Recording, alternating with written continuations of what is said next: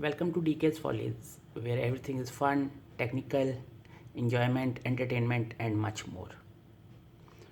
दोस्तों मैंने एक शॉर्ट सी वीडियो लगाई थी जिसके अंदर मैंने दिखाया था कि मैं अपनी फ़िश के लिए फ्रेश फूड घर में उगाता हूँ, जिनमें से एक ये डकवीट थी और एक ये एलगी थी, फिलामेंटस एलगी। अच्छा, तो देखा तो कुछ साथियों ने कमेंट किया, ख़ास तौर पे मेरे बड़े ही प्यारे साथी यूट्यूबर हैं टेस लैब्स, TAS लैब्स। उन्होंने स्पेशल कमेंट किया कि आप बताएं कि आप किस तरह से उगा रहे हैं, क्या कर रहे हैं, डिटेल में बताएं।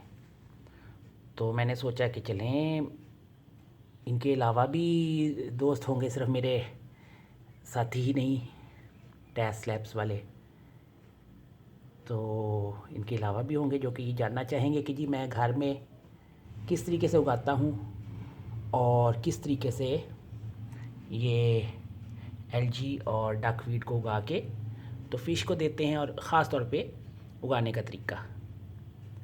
तो पिछली वीडियो में आपने देखा होगा वो आउटडोर था, तो मैंने अभी इसको इनडोर अपना, ये मेरी छोटी सी सो कॉल्ड वर्कशॉप टाइप चीज़ है घर में।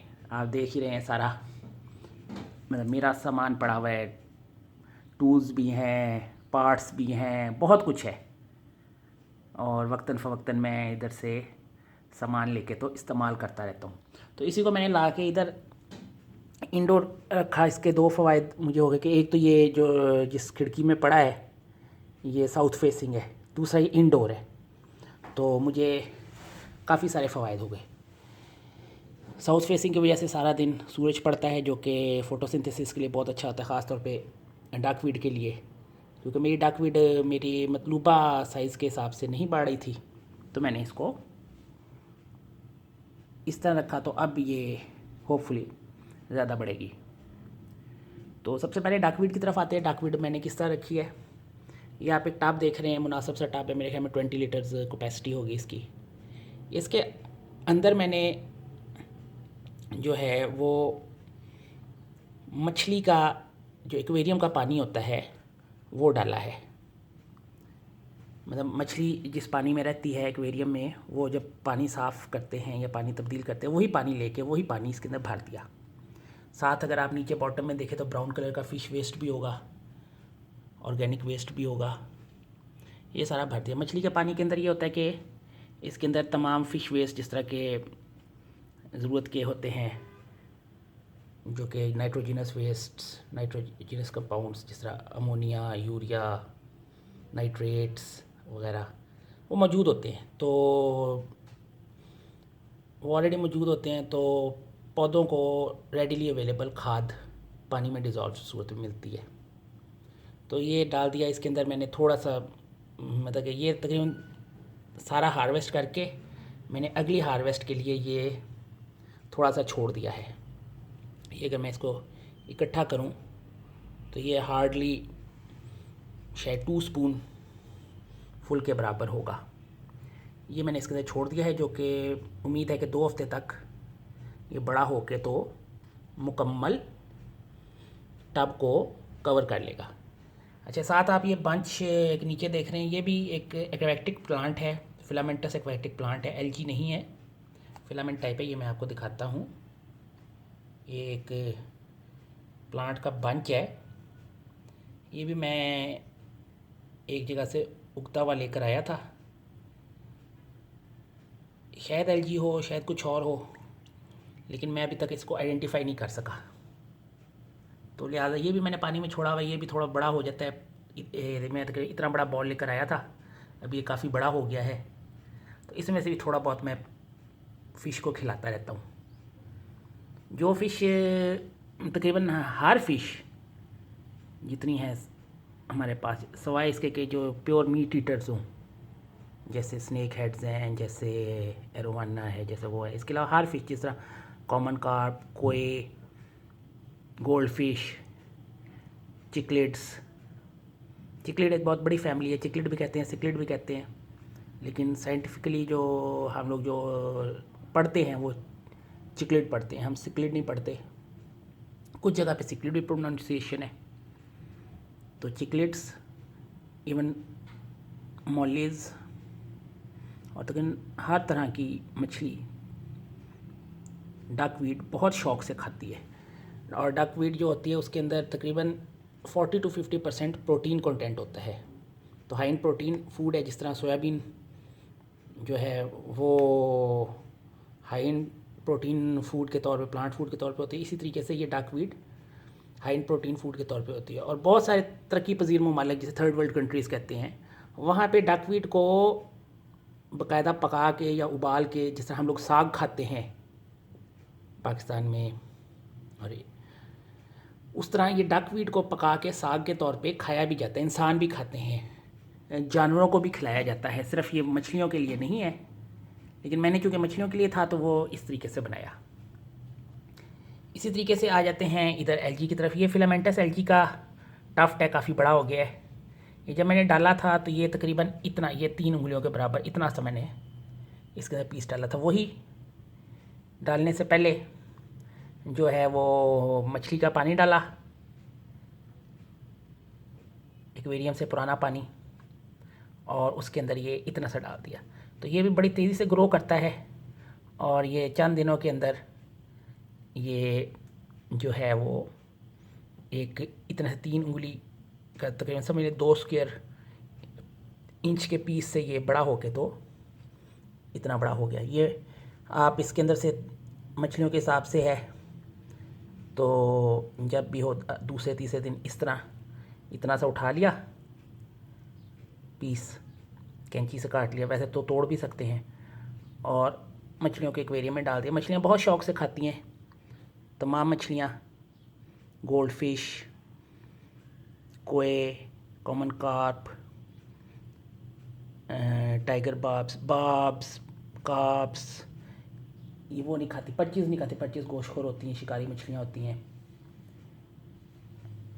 लेकिन जो भी आपकी ओमनीवोरस टाइप फ़िश हैं या प्लांट ईटर फ़िश हैं, जैसे मॉलीज भी हैं, प्लेटीज़ भी हैं, गोल्ड फिश भी है, देयर आर ओमनीवोरस फ़िश, हमाखोर मछली, वो तमाम ये एलजी बहुत शौक़ से खाती है। तो आप इनको देते हैं, एक फ़्रेश फूड का ज़रिया है। बाज़ार से जो प्री प्रिपेयर्ड खुराक मिलती है उसकी निस्बत ये ज़्यादा अच्छी खुराक का ज़रिया है, और मछली ज़्यादा शौक़ से और ज़्यादा इत्मीनान से खाती है। और दूसरा ये कि ताज़ा खुराक होती है, इससे मछली का पेट ख़राब होने का, आंतें बंद होने का, जिस तरह हम देखते हैं, हम मछली पालते हैं और जी ये देखें जी इसके मछली में पेट का, आंतों का मसला हो जाता है, ब्लैडर प्रॉब्लम हो जाती है, तो ये प्रॉब्लम से भी दूर रखती है। इसके अलावा ये देखें, ये मैंने इसके अंदर ये डाले हुए हैं स्नेल्स। इनको पॉन्ड स्नेल्स भी कहते हैं, कुछ लोग इसको मिस्ट्री स्नेल कहते हैं, कुछ लोग इसको पॉन्ड स्नेल कहते हैं।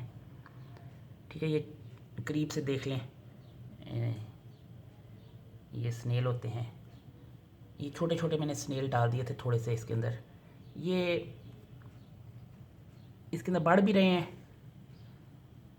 और ये भी बाज़ मछलियों के लिए, इवन गोल्ड फिश भी, जो बड़े साइज़ की गोल्ड फिश हैं, और ये छोटे स्नेल बड़े शौक़ से खाती हैं, जिससे मूंगफली खाई जाती है। चिकलिड्स बड़े शौक़ से खाती हैं, और भी मछलियाँ हैं जो बड़े शौक़ से खाती हैं। ये देखें, ये एक बिल्कुल माइन्यूट सा टाइनी सा बच्चा है स्नेल्स का, तो ये स्नेल हैं।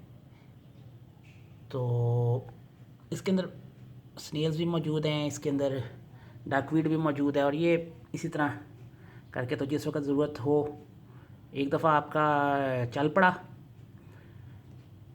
आपका ये क्या कहते हैं डकवीड का और एलजी का, तो फिर चल पड़ता है, और ये फिर अच्छा खासा आपके पास अवेलेबल हो जाता है। तो बस हार्वेस्ट करते रहे 1 टेबल स्पून के बराबर,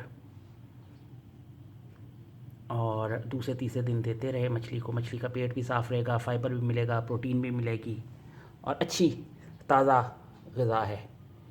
डकवीट के बारे में मैं थोड़ा सा और बताता चलूँ। एलजी तो फिलामेंटस हेयर एलजी तो देखी हुई है कि ये, मैं एक दो उठाने की कोशिश करता हूँ। अगर आप गौर से देखें, ये एक मुकम्मल प्लांट है।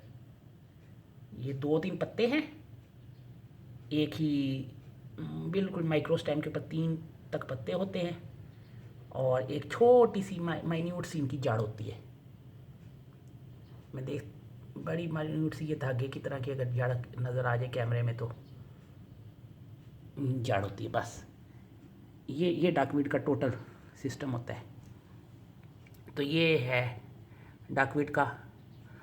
तो उम्मीद है आप लोगों ने भी सीखा होगा, और कम कीमत बल्कि नो कीमत ये टोटल एक 2 पुराने टब ले लिए, घर में पड़े होते हैं। नए लेना चाहें तो 300 रुपये का खर्चा है, 150 रुपये का ये एक टब आता है। ये वाला भी पुराना है, ये वैसे भी 150 रुपये का नया आता है। मैं ये 2 इस तरह के छोटे टब लेने बड़े, मैं इस तरह के 20 लीटर के टब को रिकमेंड करूँगा। इसके अंदर उगा लिया, साउथ फेसिंग वॉल पे रख दिया, और अंदर एक्वेरियम का ही पुराना पानी डाल दिया चला हुआ। और पुराना पानी जब पानी चेंज करते तो वो बाल्टी का पानी फेंकने की बजाय क्यारी में फेंक दे तो बहुत अच्छा है। लोग तो बहा देते हैं कि जी ये गंदा है।